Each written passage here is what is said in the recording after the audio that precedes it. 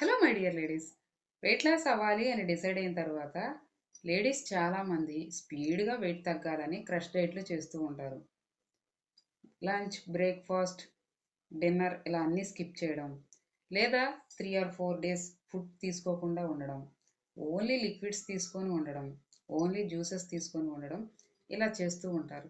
దీనితో వెయిట్ అయితే స్పీడ్గా తగ్గుతుంది, కానీ ఇది హెల్దీ వెయిట్ లాస్ కాదు.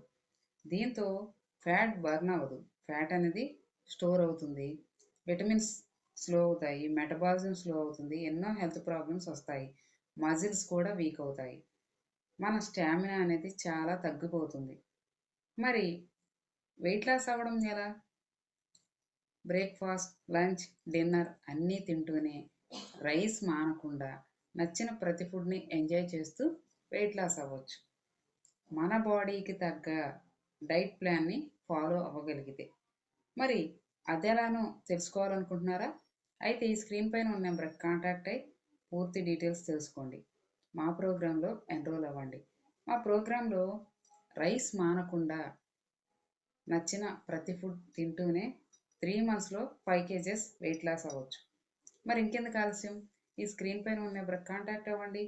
పూర్తి డీటెయిల్స్ తెలుసుకోండి. ఆ తర్వాతనే మా ప్రోగ్రాంలో జాయిన్ అవ్వండి. హ్యాపీగా హెల్తీగా వెయిట్ లాస్ అవ్వండి.